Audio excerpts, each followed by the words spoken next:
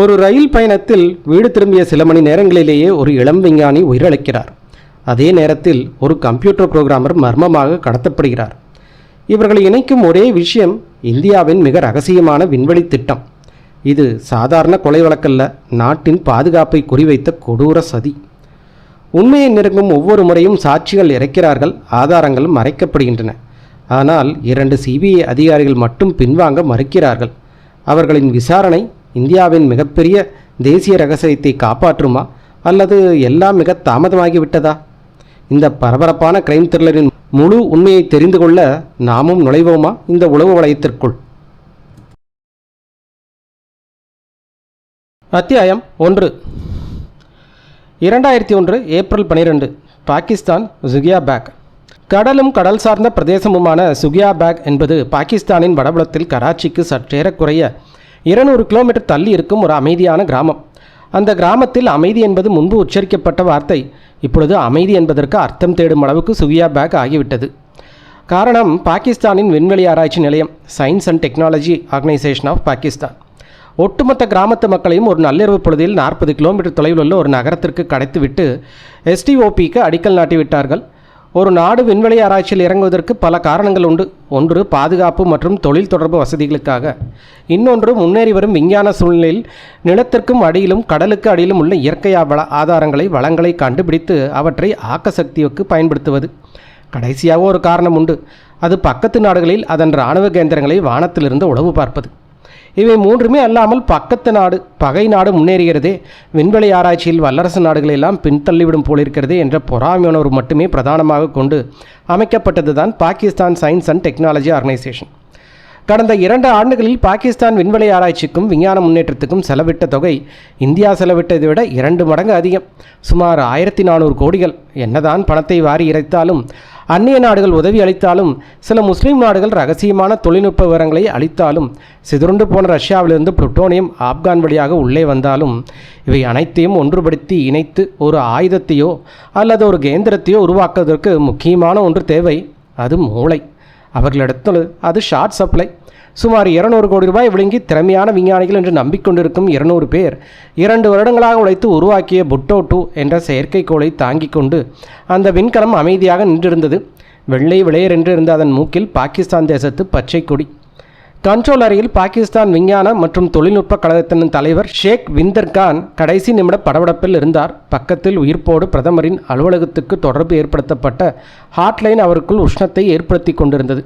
சற்று முன் பிரதமர் பேசிய பேச்சு அவர் மூளைக்குள் நுழைந்து உலக வரைபடத்தில் ஒன்றுபட்ட இந்தியாவை பார்க்கும் பொழுது எப்படி ஒரு சூடு கிளம்புமோ அப்படி ஒரு சூட்டை கிளப்பிவிட்டிருந்தது அவருக்கு. கண்ணு கெட்டிய தூரம் வரை இளம் விஞ்ஞானிகள் பச்சை திரை மானிட்டரில் ஏவு வாகனத்தின் செயல்பாட்டு ஆணையை பரிசோதித்து கொண்டிருக்க அவ்வப்பொழுது பீப் ஒலி எழுந்து அடங்கி கொண்டிருந்தது. நாயக், விந்திர்கான் பக்கத்தில் நின்ற துணை இயக்குனரை மெதுவாக அழைத்தார். எஸ் சார், இந்த முயற்சி யாருக்கும் தெரியாதே என்றார் உருந்து கலந்த ஹிந்தியில். யூ மீன், அதாவது பத்திரிகைகளுக்கு தெரிவிக்கப்படாமல், அரசாங்க செய்தி ஸ்தாபனங்களுக்கு அறிவிக்கப்படாமல் இருக்குதுல்ல? Yes sir. அப்பாடா, இப்போ தான் எனக்கு கொஞ்சம் நிம்மதியாக இருக்குது. ஏன் சார்? முயற்சி வெற்றி பெற்றால் பெருமையாக சொல்லிக்கலாம், தோத்துட்டான்னா நம்ம திறமை மேலே உங்களுக்கு நம்பிக்கை இல்லையா?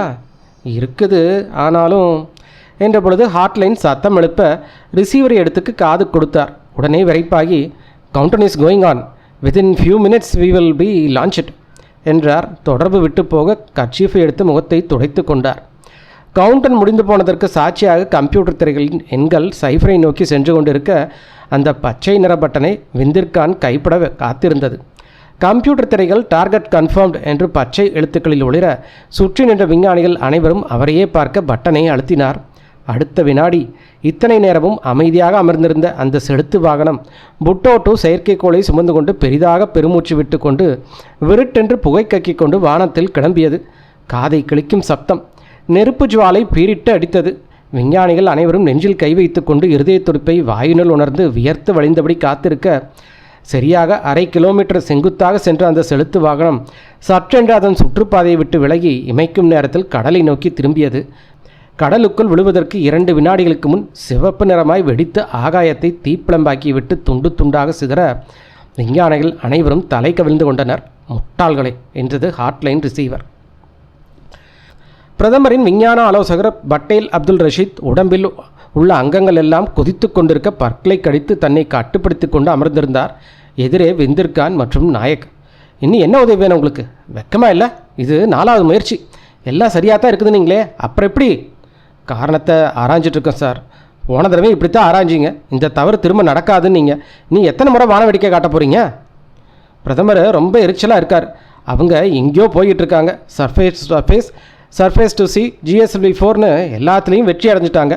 சமீபத்தில் செலுத்தப்பட்ட அக்னி-4 டெல்லியில் அமர்ந்துக்கிட்டு பட்டனை அழுத்தினா கராச்சி தூளாகிடும். உங்களுக்கு என்ன, தூரத்தில் உட்காந்துட்டு பார்த்துக்கிட்டு இருப்பீங்க. சார் கோபப்படாதீங்க. காலையில் உங்கள் நிலைமையில் தான் நான் இருந்தேன். அதை விட கடுமையான பேச்சுக்களை கேட்டேன். என் கோபத்தை வேறு யார்கிட்ட காட்டுறது? சார் நான் ஒன்று சொல்லலாமா என்றார் நாயக். சொல்லுங்கள். ஏவுகணை தொழில்நுட்பத்தில் நம்மளோட அனுபவம் ரொம்ப கம்மி. 6 வருஷமாக தான் இதற்கான முயற்சியில் நம்ம இறங்கியிருக்கோம். ஆனால் அவங்களுக்கு 30 வருஷமாக இருக்காங்க. அதுக்கு என்ன செய்யலாம் சொல்லுங்கள்? நாயக் தயங்கினார். ப்ளீஸ் கம் அவுட், ஏதாவது சொல்லுங்கள். என்ன தான் நம்ம ரகசியமாக அந்த தோல்வி வச்சுருந்தாலும் இன்னும் சில நாளில் எங்கேயாவது லீக் ஆகிடும். உலகத்தில் இருக்கிற எல்லா பத்திரிக்கைகளும் நம்ம மானம் போகும். ஆனால் இதுதான் கடைசி. இதுக்கு மேலே ஒன்று ஜெயிக்கணும், இல்லை அவங்க தோக்கணும். பிரதமரோட எண்ணமும் இதுதான். சிறிது நேரம் அமைதியாக இருந்த நாய்க்கு பின் யோசித்து நிதானமாக அந்த திட்டத்தை சொன்னார். தன்னம்பிக்கையும் விடாமுயற்சியும் நல்ல எண்ணமும் உள்ள ஒருவனுக்கு அந்த திட்டத்தை கேட்டதும் ஒன்று கோபம் வந்திருக்க வேண்டும், அல்லது எரிச்சல் வந்திருக்க வேண்டும். ஆனால் பட்டேல் அப்துல் ரஷீத்துக்கு இரண்டும் வராமல் மகிழ்ச்சி வந்தது. அட, இதையே இத்தனை நாளாக சிந்திக்க தவறனோ என்று தன்னைத்தானே நொந்து கொண்டு உற்சாகமாக எழுந்தார். நல்ல புத்திக்காரன் சிந்தித்து பிழைப்பான், குறுக்கு புத்திக்காரன் திருடி பிழைப்பான். அவர்கள் திருடத் தீர்மானித்தார்கள். கராச்சி குளிர்காற்று சன்னமாக வீசிக்கொண்டிருக்க இரவு 7 மணிக்கு அனைவரும் வீடு நோக்கி அவசரமாக விரைந்து கொண்டிருந்தார்கள். சமீபத்தில் ஏற்பட்ட கலவரம் மற்றும் ISI வெளியிட்டிருந்த ஒரு அபாய அறிவிப்பின் காரணமாக அனைவரும் பதற்றத்துடனும் படபடப்பாகவும் சென்று கொண்டிருந்தார்கள். துலாப் அவென்யூவில் 120 வீடுகள் இருந்தன. 40 கடைகள் இருந்தன. தவிர 2வது ஃப்ளோரில் மறைவாக அந்த ஹாலில் அவர்கள் சூடாக காத்திருந்தார்கள். காரணம், இன்னும் கொஞ்ச நேரத்தில் அங்கே நடக்கப்போகும் காப்ரே நடனம். எரிந்து கொண்டிருந்த விளக்குகள் வெளிச்சத்தை வாபஸ் வாங்க ஒரு ஓரத்தில் உட்கார்ந்திருந்த சங்கீதக்காரர்கள் இசைக்கத் தொடங்கினார்கள். உடனே மறைவான இடத்திலிருந்து வந்த பெண்கள் நளினமாக நடனமாடத் தொடங்கினார்கள். நமக்கு அது தேவையில்லை. தேவையானர் திறந்து விடப்பட்ட கதவு வழியே உள்ளே வந்து ஜில் என்று ஏசியை உடம்பில் வாங்கினார். கோட் அணிந்திருந்தார், டை அணிந்திருந்தார். அந்த இரவு நேரத்திலும் குளிர்கண்ணாணி அணிந்திருக்கிறதுக்கு காரணம் அடையாளம். அவர் கராச்சியில் இருக்கும் இந்திய தூரகத்தில் ஒரு அதிகாரி. இந்தியர், ஒரு மனைவியும் பெண்ணும். மாதமானால் இந்திய ரூபாயில் 1 லட்சம் சம்பளம் வாங்குகின்ற இந்தியாவுக்கும் அதன் இறையாண்மைக்கும் ஒருமைப்பாட்டுக்கும் விசுவாசமான அதிகாரி. அவர் இப்போது பேரரை கையசைத்து கூப்பிட்டு ஒலித்து கொண்டிருந்த இசை காதில் விழவில்லை.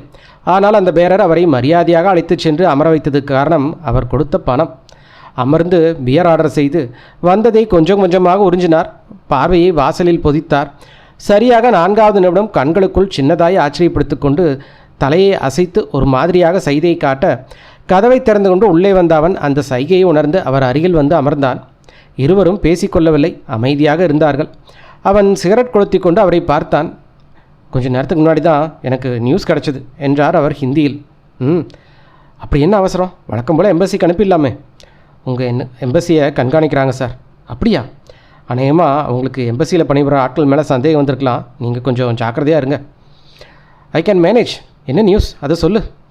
நேத்திக்கு முந்தினம் புட்டவுட்டு அப்படிங்கிற ஒரு ராக்கெட் தேவைப்பட்டது. விண்ணில் தாவன உடனேவே வெடித்து செதறிடுச்சு. அப்படியா என்றார் வியப்பும் சந்தோஷமுமாய். அவங்க வேற ஒரு திட்டம் போட்டிருக்காங்க, திருட போகிறாங்க.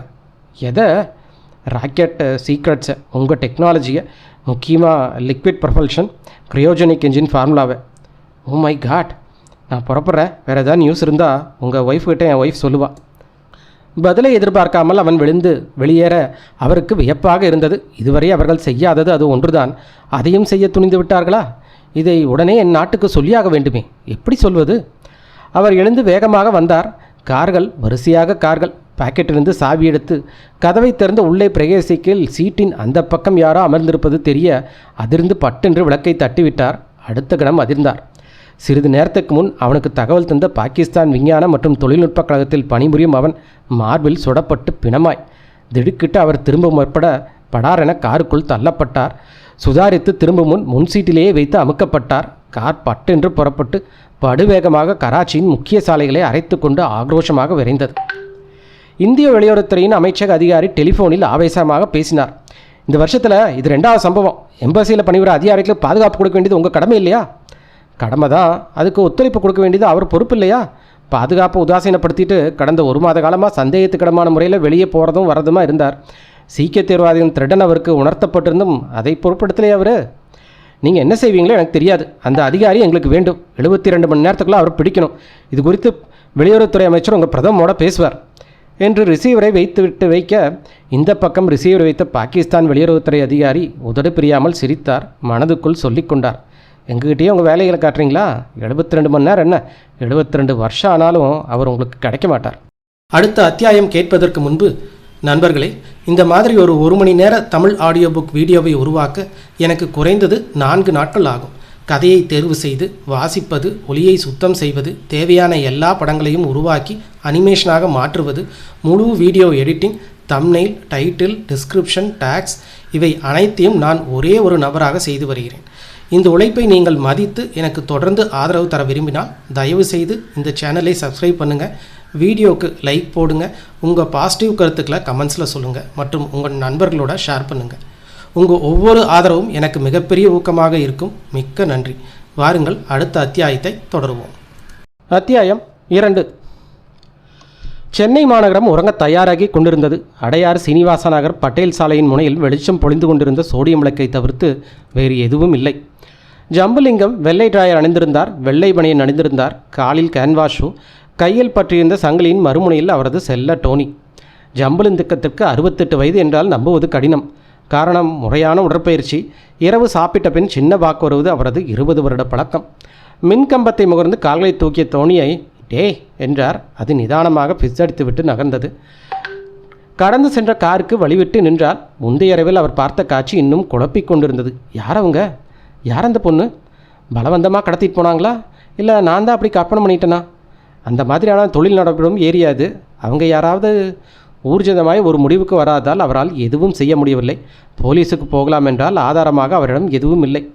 அப்படி கடத்தி கொண்டு போயிருப்பார்கள் என்றால் காலை செய்தி பரபரப்பாக அடிபட்டிருக்குமே. அப்படி எதுவும் தெரியவில்லையே. ஜம்புலிங்கம் பட்டேல் தெருவை கடந்து 6வது குறுக்கு தெருவிற்குள் நுழைந்தார். விஜய் டிவியில் தமிழ் செய்தி சரோஜ் நாராயணசாமியின் உபகுரலோடு ஒலித்தது. நிசப்தமான இரவு நேரத்தில் அந்த சின்ன சப்தம் பெரிதாய் தெளிவாய் கேட்டது. ஜம்புலிங்கம் நின்று முதல்வர் குறித்தான அந்த செய்தினை கேட்டுவிட்டு நடந்தார். 6வது குறுக்கு தெருவை கடந்து திருவான்மியூர் செல்லும் சாலையில் நுழைய எத்தனைத்த போது அந்த மாருதி வேன் அவருக்கு குறுக்காக வந்து நின்றது. அதை பொருட்படுத்தாமல் அவர் நடந்து கொண்டிருக்க மாருதி வேன் ஜன்னல் திறந்து அதிலிருந்து ஒரு கை நீண்டது. துப்பாக்கி கை. கடனே என்று கார்ப்பரேஷன் விளக்கு சிந்திக் கொண்டிருந்த சொற்ப வெளிச்சத்தில் ஜம்புலிங்கம் நீண்ட கையையும் துப்பாக்கியும் பார்த்து குழம்பி அதிர்ந்து பயந்து என்ன செய்யலாம் என்று யோசித்து கொண்டிருக்கும் போதே சைலன்சர் அணிந்திருந்த துப்பாக்கி வெடித்தது. நடு நெஞ்சில் குண்டியை வாங்கி கொண்டு ஜம்புலிங்கம் நடு சாலையில் சரிந்தார். டோனி குதித்து குதித்து கத்த மீண்டும் துப்பாக்கி வெடித்தது.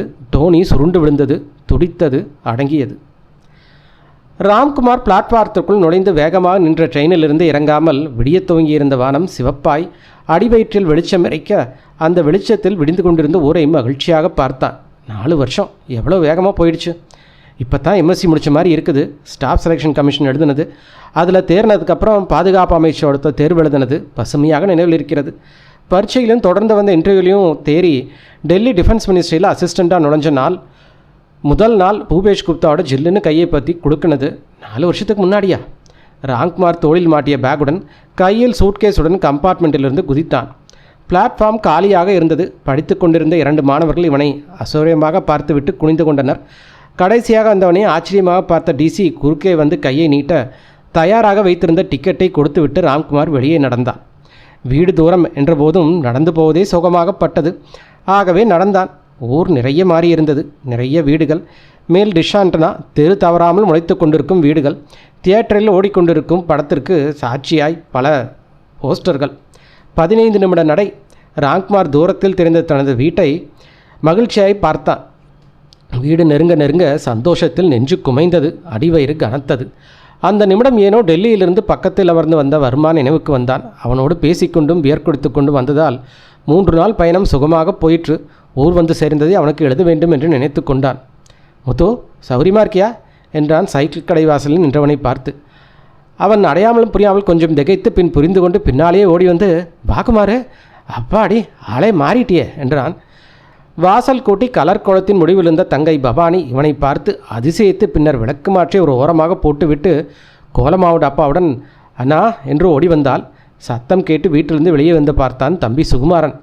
அண்ணன் வருது என்று கத்திக்கொண்டே வீட்டுக்குள் ஓடினான். தபால் எதுவும் போடவில்லை அவன். 4 வருடங்களுக்கு பின் மாதம் பிறந்ததும் சரியாக 2000 அனுப்பும். அந்த 2000ல் 30 நாட்களை கடத்தும் குடும்பத்தில் திடீரென தீபாவளிக்கு மகிழ்ச்சி ஏற்பட்டது.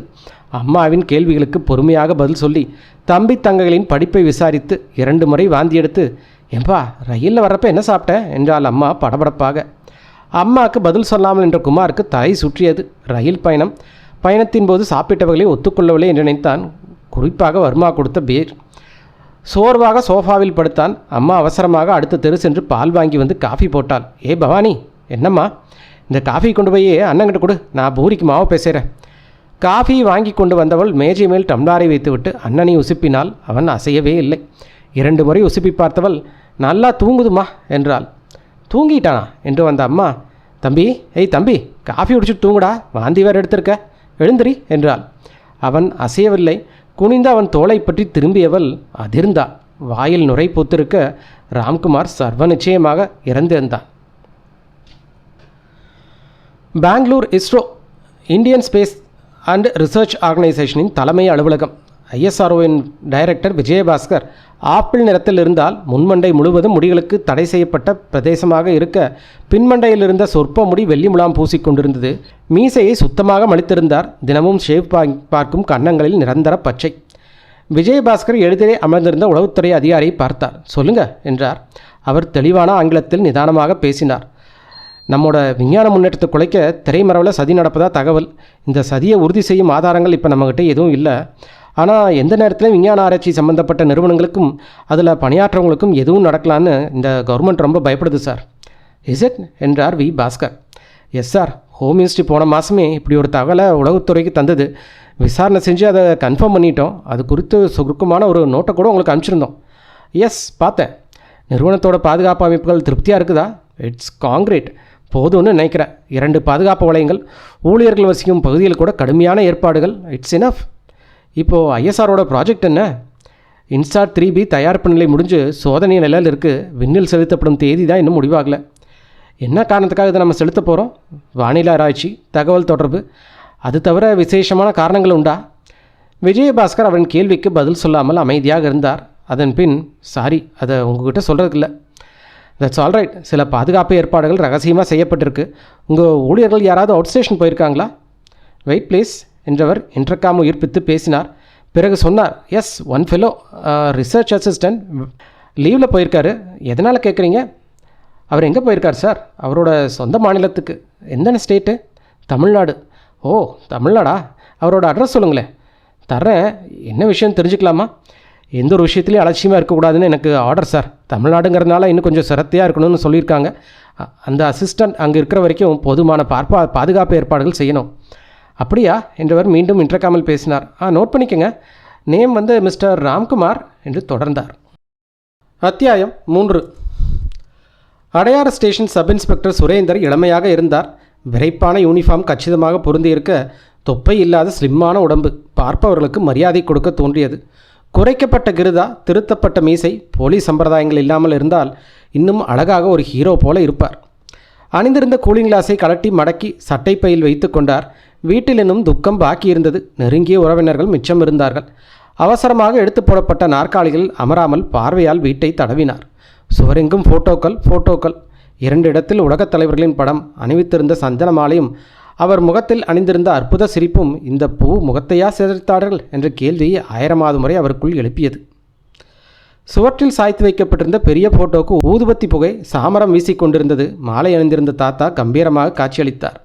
சுரேந்தர் அமர்ந்தார். எதிரே கைகளை கட்டிக்கொண்டு கொஞ்சம் பயமாய் நின்ற அவரையும் உட்காரச் சொன்னார். உட்கார்ந்ததும் கேட்டார், உங்கள் பேர்? ஜெயராம் சார். எங்கே வேலை பார்க்குறீங்க? Survey department supervisor. கொலை செய்யப்பட்ட ஜம்புலிங்கம் உங்களுக்கு என்ன வேணும்? அப்பா சார். முந்தா நாள் ராத்திரி என்ன நடந்தது சொல்ல முடியுமா?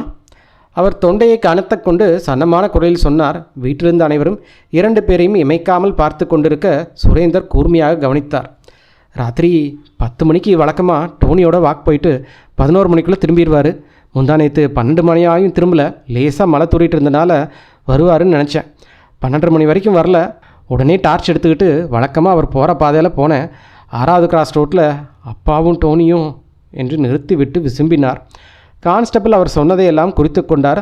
சிறிது நேரம் அமைதியாக இருந்துவிட்டு சுரேந்தர் கேட்டார், என்ன பண்ணிட்டு இருந்தார் உங்கள் அப்பா? சும்மா தான் சார் இருந்தார். இப்போ இல்லைங்க, என்ன ஜாப்லேருந்து ரிட்டையர்ட் ஆனாருன்னு கேட்குறேன். ரெஜிஸ்டர் ஆஃபீஸில் அசிஸ்டண்ட்டாக இருந்தார். கொஞ்ச நாள் மிலிட்ரியில் இருந்தார். அடிக்கடி உடம்பு முடியாமல் போனதால் திருப்பி அனுப்பிச்சிட்டாங்க. விரோதிங்க யாராவது உண்டா அவருக்கு? இந்த வயசில் யார் சார்? அப்பா ரொம்ப காம் டைப், எந்த வம்புக்கும் போக மாட்டார். யார் மேலேயாச்சும் சந்தேகம் இருக்கா உங்களுக்கு? சந்தேகம் எனக்கு ஒன்றும் புரியலையே சார். நல்லா யோசிச்சு சொல்லுங்கள். வாக் போயிட்டு வர்றப்போ எதையாச்சும் வித்தியாசமாக பார்த்ததா இல்லை கேட்டதா சொன்னாரா? சிறிது நேரம் யோசித்து இல்லை சார் என்றபோது கதவுக்கு பின்னே தன்னை மறைத்து கொண்டு கேட்டுக்கொண்டது அவள் மகள் அழைத்தாள். அப்பா, என்னம்மா, இங்கே வாயேன். சார் ஒரு நிமிஷம், என் டாக்டரை கூப்பிட்றா, என்னன்னு கேட்டு வர்றேன். சிறிது நேரம் கழித்து வந்த பின்னால் அவர் பின்னால் தயங்கிபடி அந்த பெண், சார் என் பொண்ணு என்னமோ சொல்கிறா, என்னன்னு கேளுங்க. என்னம்மா, தயங்காமல் பயப்படாமல் சொல்லு. கூச்சமாக பேசினாள். சார், நேற்று காலையில் தாத்தா எங்ககிட்ட, ஏம்மா நம்ம ஏரியாவில் இந்த பொண்ணாவது காணமான்னு கேட்டார். நான் ஏன் தாத்தான்னு கேட்டேன். தாத்தா ஒன்றும் சொல்லலை, ஆனால் நான் தான் உளறேன் போல இருக்குது அப்படின்னாரு. சுரேந்தர் நிமிர்ந்தார். அப்புறம் ஏதாவது சொன்னாரா? ஒன்றும் சொல்லலை சார், நான் அதை பெருசாக எடுத்துக்கல. ஆனால் இப்போ யோசிக்கிறப்போ தாத்தா எதையாச்சும் பார்த்துருப்பாரோன்னு படுது. சுரேந்தர் அந்த அம்மா முந்தானையால் கிளாஸின் அடிப்பாகத்தை துடைப்படி கொண்டு வந்து வைத்த ஹார்லிக்ஸை அவசரமாக குடித்துவிட்டு எழுந்தார். தலையாட்டி விட்டு வெளியே வந்தார். சுரேந்தர் ஸ்டேஷனுக்கு வந்தபோது அந்த பெரியவரும் அம்மாவும் தயக்கமாக எழுந்தார்கள். பெரியவர் கைகூப்பினார். பதிலுக்கு தலையாட்டின சுரேந்தர், 303, யார் இவங்க, என்னென்னு கேட்டியா என்றார். அவங்க பொண்ணை 2 நாளாக காணாமா சார், கம்ப்ளைண்ட் கொடுக்க வந்திருக்காங்க. அப்படியா? பொண்ணு பேர் என்ன, எங்கே இருக்கா என்றார் சுரேந்தர் ஆர்வமாக.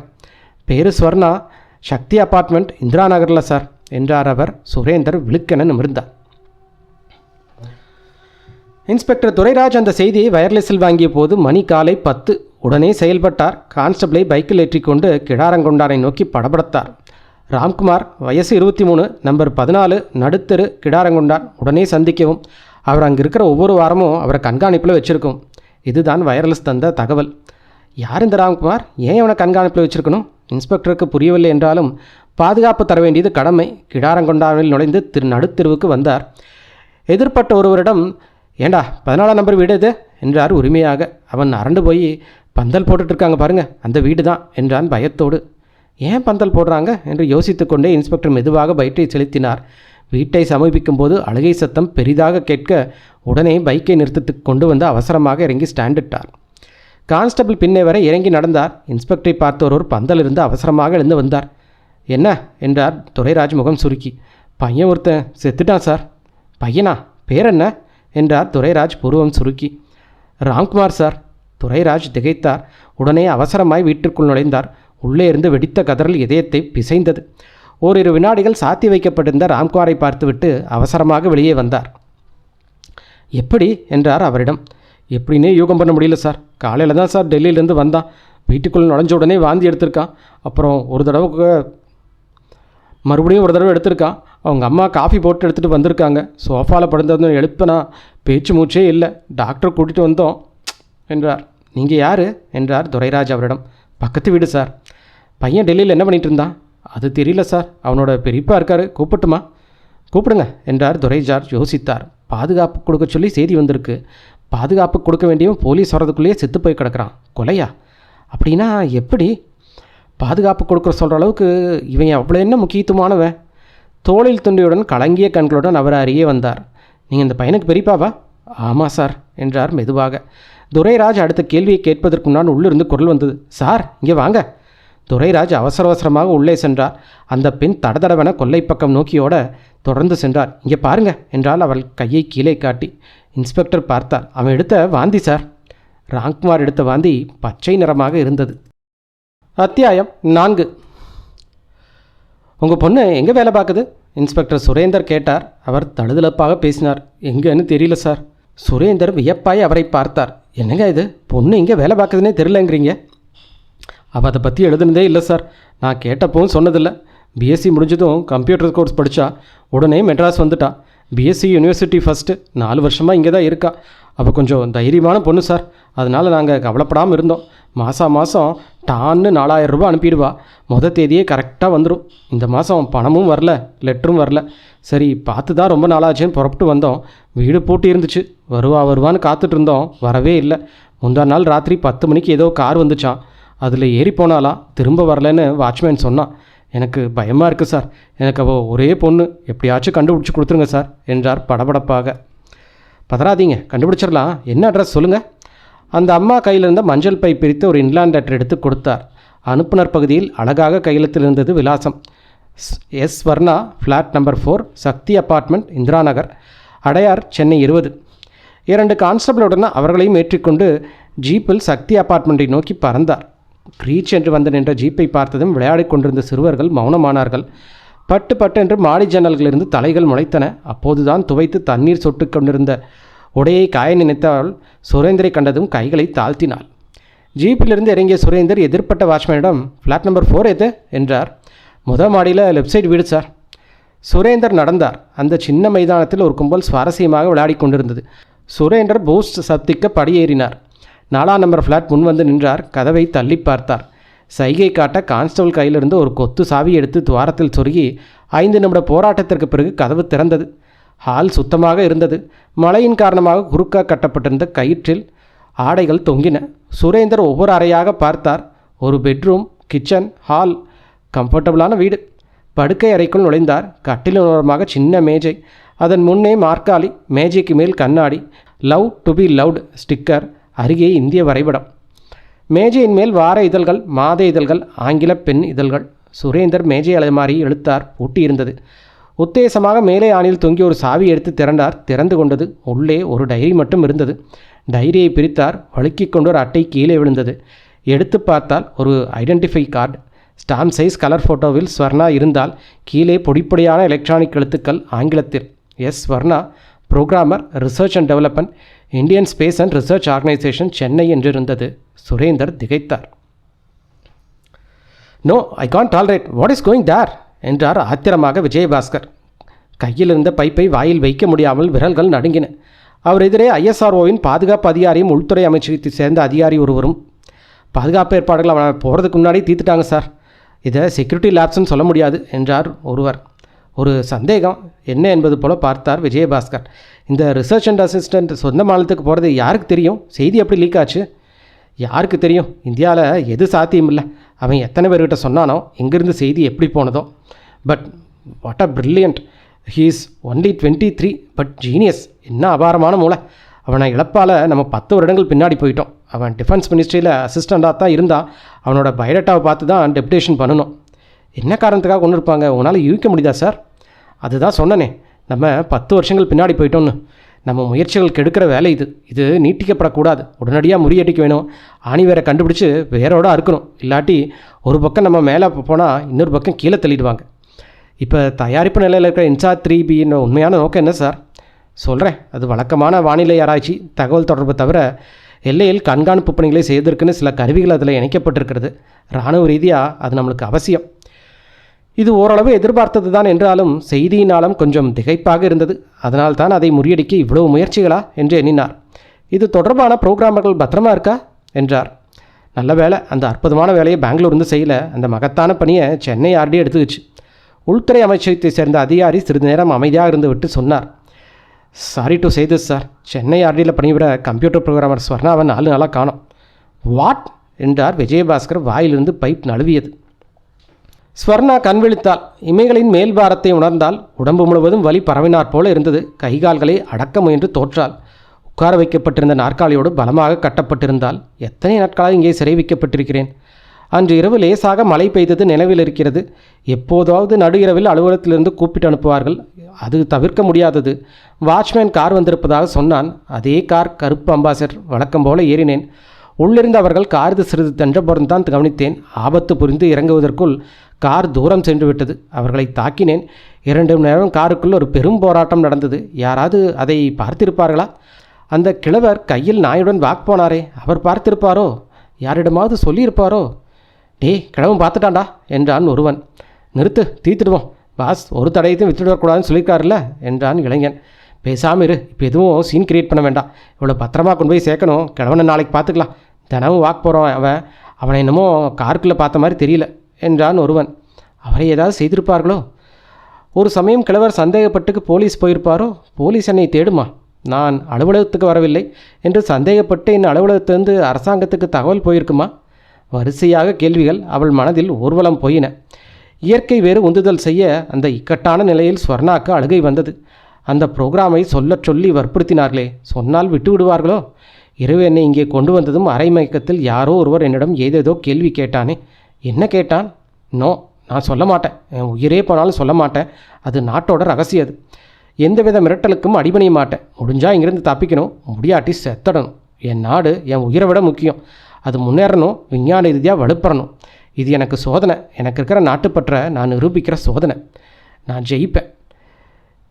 இருட்டுக்கு இடம் தட்டுப்படவில்லை. உடலை தாக்கிய மெலிதான குளிர். ஸ்வர்ணா கதவு திறக்கும் சத்தம் கேட்டு திரும்பினால் அவர்கள் உள்ளே வந்தார்கள். ஸ்வர்ணாவின் உடம்புக்குள் ஒரு திகில் கலந்த குளிர் பரவியது. என்னதான் ரகசியமாக வைத்திருந்தும் செய்தி கசிந்து விட்டது. யங் சயின்டிஸ்ட் கில்டு என்றது ஹிந்து 5ஆம் பக்கத்தில் 5 வரிகளில். R&D புரோகிராமர் மிஸ்டு என்றது எக்ஸ்பிரஸ்.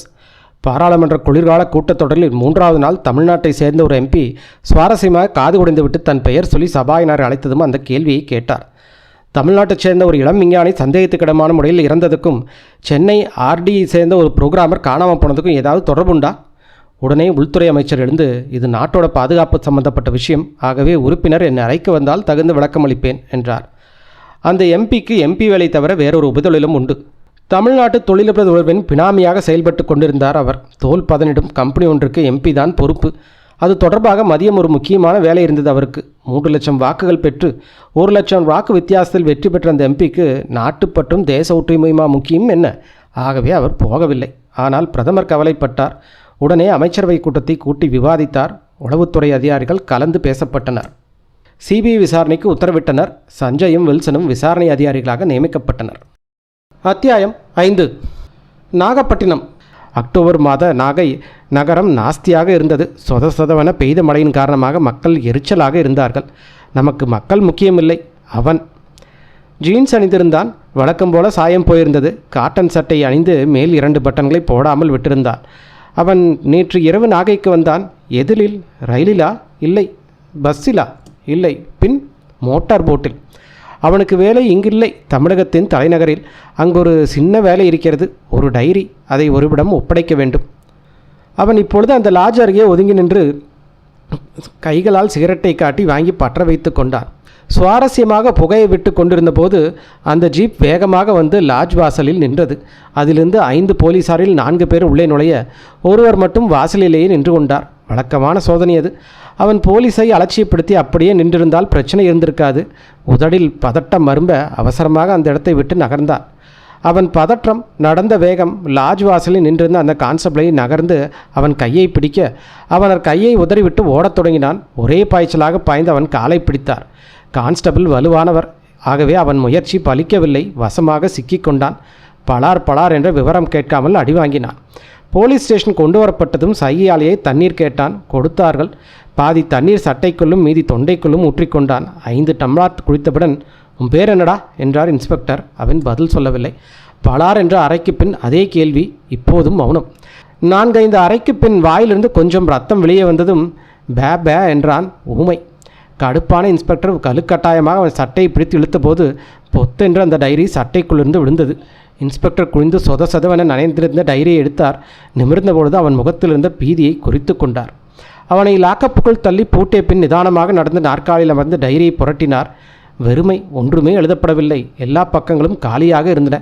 மூடப்போனவர் டைரியில் டிசம்பர் மாதத்தில் ஏதோ இருப்பதை கவனித்து பிரித்தார். டிசம்பர் 14 பேப்பரில் தண்ணீர் பட்டு கலைந்தது போக ஏதோ தெரிந்தது. உற்று பார்த்தபோது ஒரு படம் என்று புரிந்தது. இன்ஸ்பெக்டருக்கு தெளிவாகியது. அவன் தண்ணி வாங்கி பாதி தண்ணீர் சட்டைக்குள் கொட்டியது இதனை அழிப்பதற்காக. அவனை ஒரு ஆவேச பார்வை பார்த்துவிட்டு டைரியின் முகல் பக்கத்தை பார்த்தார். கலைந்திருந்தாலும் ஒரு வார்த்தை மட்டும் மங்கலாக தெரிந்தது. ஏதோ ஒரு டிராவல்ஸ். சஞ்சய் சிகரெட்டை ஆஸ்ட்ரேவில் நசுக்கிவிட்டு புகையை மேலே ஊதினான். ஸ்வர்ணா காணாமல் போனதன் போலீஸ் விசாரணை அழகாக டைப் செய்யப்பட்ட காகிதத்தில் அவன் கையில் படபடத்தது. ஃபைலை மேஜை மேலே வைத்துவிட்டு டம்ளாரில் தண்ணியை சரித்து தொண்டையில் ஊற்றிக்கொண்டான். எழுந்து நின்று சோம்பல் முறித்துவிட்டு கையிலேயே அவிழ்த்து திரும்ப கட்டிக்கொண்டான். என்ன வில்சன், ஏதாவது புரியுதா என்றான் சஞ்சய். படுத்துக்கொண்டே ராம்குமாரின் போஸ்ட்மார்ட்டம் ரிப்போர்ட்டையும் படித்து கொண்டிருந்த அவனிடம் வில்சன் தலையாட்டி இல்லை என்றான். ஏகப்பட்ட சந்தேகம் என்றான். என்ன சந்தேகம்? கொல்லப்பட்ட முறையே எனக்கு புரியல. துப்பாக்கியா அல்லது வேறு ஏதாவது ஆயுதம் பயன்படுத்தாமல் ஏன் இப்படி? புரியலையா வில்சன் உனக்கு? அவங்க நோக்கம் ராம்குமார் கொலை செய்யப்பட்டது தெரியவே கூடாது. ஏதோ சாதாரணமாக செத்துப்போன மாதிரி அப்படி நினச்சிப்பார். உளவுத்துறை அந்த தகவலை சரியான நேரத்துக்கு தராமல் அந்த இன்ஸ்பெக்டர் நேரத்துக்கு அங்கே போகாமல் இருந்திருந்தால் ராம்குமாரோட மரணம் சாதாரணமான மரணம். பாடியை எரிச்சிருப்பாங்க, அவ்வளோதான். போஸ்ட்மார்ட்டம் செஞ்சு பாடியிலிருந்து ஸ்பெசிஃபன் எடுத்து கிரேட் ஒர்க். ஒரு பெரிய விஞ்ஞானியின் கொலை வெளிச்சத்துக்கு வராமலேயே போயிருக்கும். அவன் எடுத்த வாந்தி பச்சை நிறமாக வரணுதுக்கு ஏதாவது காரணம் புரியுதா உனக்கு? இப்போ இல்லை, ஆனால் அதுக்கான பதில் நம்மளுக்கு கிடைக்கும். அவன் குடல்லேருந்து ஸ்பெசிஃபன் எடுத்து ப்ரொஃபஸர் மித்ரா ஆட்ட கொடுத்துருக்காங்க. எப்போது வேணால் வர சொன்னார் அவர். நாளைக்கு காலையில் 10 மணிக்கு. ஸ்வர்ணா காணாமல் போனது தொடர்பாக போலீஸ் விசாரணையில் ஏதாவது தெரியுதா? ஒன்றும் புரியல. ஆரம்பத்துலேருந்து தான் நம்ம தொடங்கணும். ஜம்புலிங்கம் மரணத்துக்கும் ஸ்வர்ணாவின் கடத்தலுக்கும் தொடர்பு ஏதாவது இருக்குமா வில்சன்? இருக்கும்னு நினைக்கிறேன். இந்த வயசில் அவருக்கு யார் விரோதிகள் இருக்க முடியும்? அவள் கடத்தப்படுவதையோ அல்லது அது தொடர்பான எதையோ அவர் பார்த்துருக்கணும். வாட்ச்மேன் விசாரணையில் சொல்லியிருக்கானே. அவன் ஜம்புலிங்கத்தை தினமும் கவனிச்சிட்டு வந்திருக்கான். 6வது குறுக்கு தெருவில் அவர் நுழைந்த சில நிமிடங்களுக்கெல்லாம் அந்த கார் ஸ்வர்ணாவை அழைச்சிட்டு போயிருக்குது. 2 சம்பவங்களுக்கும் பொதுவான காரணம் புரியுதா? புரியுது. விஞ்ஞான ரீதியாக நம்மளை முடக்கிறது முடியுமா என்ன என்றான் சஞ்சய் சிரித்து கொண்டே. நம்ம எதுக்கு இருக்கிறோம்? 10 நாளைக்குள்ளே இது தொடர்பான அத்தனையும் முடிச்சுட்டு கேஸை ஃபினிஷ் ஆகணும் சஞ்சய். அப்படி என்ன அவசரம்? ஊருக்கு போகலாமான்னு இருந்தேன். சஞ்சய் அவனை பார்த்து கண்ணடித்தான். அதுக்காக இல்லை சஞ்சய், தங்க திருமண விஷயமா. மடையா, ஏன் பதற? அப்படி அது இருந்தால் தான் என்ன? தாலி கட்டம் பொண்டாட்டி பார்க்குறது தப்பா என்ன? டெல்லியிலே கொண்டு வந்து வச்சுக்கிட்டா என்ன வில்சன்? சரிதான், அவள் பக்கத்தில் எப்போதுமே இருக்க நான் அவளுக்கு இன்னொரு புருஷனை தேட வேண்டியது தான் என்று சிரித்தான் அவன். ப்ரொஃபஸர் மித்ரா குள்ளமாக இருந்தார். தலையிலிருந்து முடிவு ஓய்வு பெற்றுவிட்டது. வலுவெழுப்பான மண்டையில் டியூப்லைட்டின் பிரதிபலிப்பு. சஞ்சய் கேட்டான், ரிப்போர்ட் என்ன சொல்லுது ப்ரொஃபஸர்? விசேஷமாக எதுவும் இல்லை. வாந்தி பச்சை நிறமாக மாறிக்கிறது. காரணம் என்னன்னு கேட்டிங்க இல்லையா? பாம்பு கடித்தா உடம்பு நீளமாகிறது இல்லையா? அதே போல் ஒரு விதமான பாய்சனஸ் அட்டாக். அதுக்கு பேர் நம்ம தான் வைக்கணும். ஆனால் இதே போல் ஒரு மர்டர் முன்னாடி நடந்திருக்கு. யார் ப்ரொஃபஸர்? பாகிஸ்தானோட முன்னாள் அதிபர் பூட்டோவோட மகன் பெனாசரின்னு தம்பி ஷானவாஸ் 1984 ஃப்ரான்ஸில் ஒரு ஹோட்டல் அறையில் இறந்து கிடந்தான். சாகிறதுக்கு முன்னாடி எடுத்திருந்த வாந்தி முழுசாக பச்சை நிறமாக இருந்ததாமா. இதெல்லாம் அப்போது சொல்லப்படலை. இப்போ ஓய்வு பெற்ற சிஐஏ இயக்குனர் ஹென்ஸ் பெஞ்சமின் என்பவர் தன்னோட புத்தகத்தில் இதை தெரிவிச்சிருக்காரு. ஒன்று மட்டும் உறுதியாக சொல்லலாம், இது ஒரு கொலை. விஷயம் எப்படி அவன் உடம்புல செலுத்த முடிச்சிருக்கோம் டாக்டர்? எப்படியோ டெல்லியிலேருந்து 3 நாள் பயணம் பண்ணியிருக்கான். பக்கத்தில் வந்து உட்காந்துட்டு வந்தவன் ஏதாவது கலந்து கொடுத்துருக்கலாம். நிறைய சந்தர்ப்பம் இருக்குது. அப்படி கொடுத்துருந்தா உடனே சாகாமல் ஏன் இங்கே வந்தது?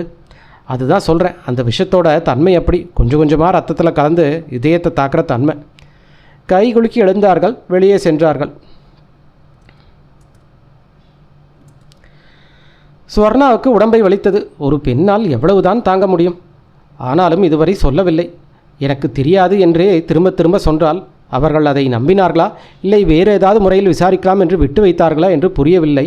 ஆனால் இது ஒரு பெரிய நெட்வொர்க் என்பது மட்டும் தெளிவாக புரிந்தது. என்னை சென்னை ஆர்டியில் ப்ரோக்ராமிங் கம்ப்யூட்டரை பற்றி அவர்களுக்கு எப்படி தெரிந்தது? இவ்வளவு ரகசியமாக செய்யப்பட்ட காரியம் எப்படி மோப்பம் பிடித்தார்கள்? பெங்களூரில் செய்ய வேண்டிய வேலை ரகசியம் காக்கத்தான் சென்னையில் செய்யப்பட்டது. அதையும் கண்டுபிடித்தார்கள். புரோகிராமர் என்று என்னை எப்படி சரியாக கண்டுபிடித்தார்கள்? அழகாக நம்ப வைத்து காரில் ஏற்றி கடத்தி வந்து காருக்குள் பார்க்காமல் ஏற்றியது எவ்வளவு பெரிய முட்டாள்தனம்! என்ன நடக்கிறது? என்னை தேடுகிறார்களா இல்லையா? நிச்சயமாய் நான் அலுவலகத்துக்கு போகாத அவர்களுக்கு சந்தேகத்தை ஏற்படுத்தியிருக்கும். உடனே வீட்டுக்கு வந்திருப்பார்கள். பக்கத்தில் விசாரித்தார்கள். வாட்ச்மேன் காரில் ஏறி போனதை சொல்லியிருப்பான். இன்னும் எத்தனை நாள் தாக்குப்பிடிக்க முடியும்? என்னால் வரம்பு மீறாத அநாகரமான முறையில் விசாரிக்க தொடங்கினால் நான் தாங்குவேனா? யார் என்னை காப்பாற்றப் போகிறார்கள்? அல்லது என்னால் தான் தப்பிக்க முடியுமா? 2 பேர் வருகிறார்கள். ஒருவன் கட்டை, இன்னொருவன் சுமாரான உயரம். தலையில் நிச்சயமாக விக், மீசை செம்பட்டை, நிச்சயமாக சேர்க்கை. 3 வேளை சாப்பாடு வருகிறது. இயற்கை உபாதையை தீர்த்து கொள்ள 2 முறை அனுமதிக்கிறார்கள். கதவு தாழ்பால் போடாமல் வெளியே ஒருவன் காவல் இருக்க, ஒரு முறை அப்படியும் வெண்டிலேட்டர் வழியாக எட்கி பார்த்ததில் ஏரியா புரிந்து கொள்ள முடியவில்லை. ஸ்வர்ணாவுக்கு ஏதோ தன் முகத்தில் கண்ணாடியை பார்க்க வேண்டும் போல் இருந்தது. எத்தனை நாள் ஆகிறது முகம் கழுவாமல், ஒழுங்காமல், சாப்பிடாமல், பவுடர் அடிக்காமல். எனக்கு ஏன் இந்த சோதனை? மனம் சுருங்க இன்னொரு மனம் அவளை அதட்டியது. ஏய் ஸ்வர்ணா, நீ என்ன சாதாரண ஆளா? ஏன் இப்படி உருகிற? உன்னால் போராட முடியாதா? தைரியம் இல்லையா உனக்கு? காலேஜில் படிக்கும்போது 3 வருஷம் என்சிசிலேருந்தையே எத்தனை முறை துப்பாக்கி சொல்கிற பயிற்சி எடுத்திருக்க. என்ன பயம் உனக்கு? தளராத, போராடு. தேசத்துக்காக போராடு. உன்னால் முடியும் அப்படின்னு நினச்சி போராடு. இந்தியா உன் தாய்நாடு இல்லையா? தாய்நாடு தாயை விட பெரிதில்லையா? அடுத்த முறை ஸ்வர்ணா டாய்லெட்டுக்கு சென்றபோது அதை கவனித்தாள். அத்தியாயம் 6. வில்சன் தளராமல் விசாரித்தான். எல்லோரும் போலீஸ் விசாரணையில் சொன்ன அதே பதிலை திரும்ப திரும்ப சொன்னார்கள். பக்கத்து புருஷன் அம்மா பெரிதாக புலம்பினாள். ஐயோ, எனக்கு இந்த பொண்ணு இவ்வளோ கௌரவமான வேலை இருக்குன்னு தெரியாதே. தப்பாக நினச்சிட்டனே. எப்போவாச்சும் ராத்திரி நேரத்தில் கார் வரும், ஏறி போவோம். ரொம்ப காம் டைப்பு, யாருக்கிட்டையும் பேசாது. கடைசியாக போன அன்றைக்கி பார்த்தீங்களா? நான் பார்க்கல, ஆனால் என் பொண்ணு பார்த்துட்டு அந்த ஆன்ட்டி காரில் போகிறாங்கம்மான்னு சொன்னான். அந்த பொண்ணை தேடி யாராவது வந்தாங்களா? நான் இது வரைக்கும் பார்த்ததில்ல. ஆனால் யார் போனாலும் என்னை தாண்டி தான் போகணும். பகலில் வந்தால் என்னால் பார்த்துருக்க முடியாது, ராத்திரி சாத்தியிருப்பேன். ஆனால் அந்த பொண்ணு பகலில் இருக்காதே. அந்த பொண்ணோட அப்பா அம்மாவும் உங்கள் வீட்டில் தான் இருந்தாங்களா? ஆமாம் சார், பாவமாக இருந்துச்சு. துடிச்சு போயிட்டாங்க. ராத்திரி வரைக்கும் வரலன்னு அழுதுட்டாங்க 2 பேரும். வில்சன் வாட்ச்மேனிடம் வந்தான்.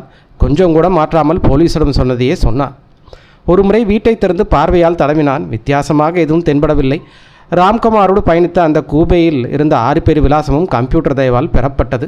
3 விலாசங்கள் டெல்லி, 2 சென்னை, 1 பெங்களூர். சஞ்சய் டெலிஃபோனை மடியில் வைத்துக்கொண்டு எல்லா விலாசங்களையும் சரிபார்த்தான். 4 சரியாக இருந்தது. 5வது விலாசம் Sudarshan, 4 Abhinaya apartment, roof avenue, டூன்மார்க், டெல்லி. டூன்மார்க்கில் ரூஃப் அவென்யூ இருந்தது. ரூஃப் அவென்யூவில் அபிநயா அபார்ட்மெண்ட் இருந்தது. அபிநயா அபார்ட்மெண்ட்டில் 4ஆம் நம்பர் வீடு இருந்தது. 4ஆம் நம்பர் வீட்டில் தான் சுதர்சன் என்று யாருமே இல்லை. இவன்தான் என்றான் சஞ்சய். ராம்குமாரின் ஃபோட்டோ காட்டி இவனோடு பேசி கொண்டிருந்த வந்தவனை தெரியுமா என்று கேட்டார்கள். அனைவருமே உதட்டை பிதிக்கினார்கள். சிலர் ஆங்கிலத்தில் நிலவில்லை என்றார்கள்.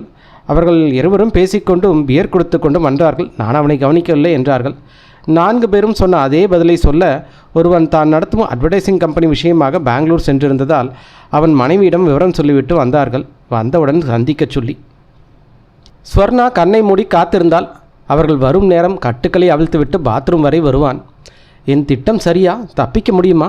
தப்பிக்கும் முயற்சியில் என் உயிர் போனால் போகட்டுமே. என்னை உயிரோடு விடுவார்கள் என்பது என்ன நிச்சயம்? சாகிறது சாகிறோம், போராடி விட்டு சாவோமே. அந்த வினாடி ஏனோ ஸ்வர்ணாவுக்கு அப்பா அம்மா நினைவு வந்தது. பாஸ்கரன் நினைவு வந்தான். உடனே நெஞ்சு கனத்தது. கண்களில் நீர் பொங்கியது. ஸ்வர்ணா, ஸ்வர்ணா. என்ன அது? என்ன பிறந்தது கருந்தட்டாங்குடியில், பேர் மட்டும் அழகா ஸ்வர்ணா. என் மாமனாருக்கு ரசனை ஜாஸ்தின்னு நினைக்கிறேன். ஏன் கிராமத்தில் இருக்கணுங்க மாடனாக பேர் வச்சுக்க தெரியாதா? இப்போ கிராமம் எல்லாம் முன்னேறிச்சு தெரியுமா? நான் கூட கிராமந்தான். கம்ப்யூட்டர் ப்ரோக்ராம் இல்லையா? என்னத்த ப்ரோக்ராமாக இருந்து மனுஷனை கிட்ட விட மாட்டேங்கிறியே. உங்களை விட்டால் என்ன ஆகும்னு தெரியாதா? அது சரி, அப்பா அம்மாக்கிட்ட எப்போ பேச போகிற? கூடிய சீக்கிரம் பேசிடுறேன். சீக்கிரம்னா சீக்கிரமாக பேசுன்னு அர்த்தம். கதவு திறக்கப்படும் சத்தம் கேட்டு ஸ்வர்ணா நினைவு கலந்தாள். படபடப்பாய் காத்திருந்தாள். கடவுளே, ஒருவன் மட்டும் வர வேண்டும். 2 பேர் வந்தால் என் திட்டம் அம்பேல். வேண்டியது போலவே அவன் மட்டும் வந்தான். அருகில் வந்து கட்டுகளை அவிழ்த்து என்றான். கையில் டிஃபன் கேரியர் வைத்திருந்தான். நடந்தவள் முன்னே வருவதை, அவன் பின்னே வருவதை உணர்ந்து நின்றாள். திரும்பி முறைத்தாள். நீ வர வேண்டாம் என்றால். அவன் சிரித்தான்.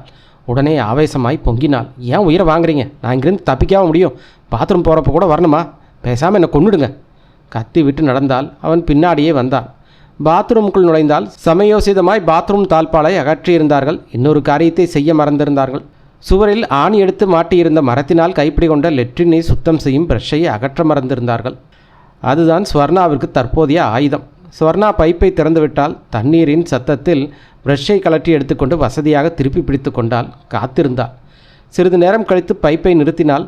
அவன் தலையை நீட்டி எட்டி பார்ப்பான். ஒரே போடாக போட்டு விடலாம் என்பதுதான் அவள் திட்டம். நேரம் போனதே தவிர அவன் தலையை நீட்ட காணோம். ஸ்வர்ணா மெதுவாக தலையை நீட்டி பார்த்தாள். சோகையான வெளிச்சத்தில் அவன் கீழே மல்லாந்து கிடந்தான். அப்போதுதான் சுடப்பட்டிருக்க வேண்டும். நெஞ்சிலிருந்து ரத்தம் குபு குபு என்று வெளியேறி கொண்டிருந்தது.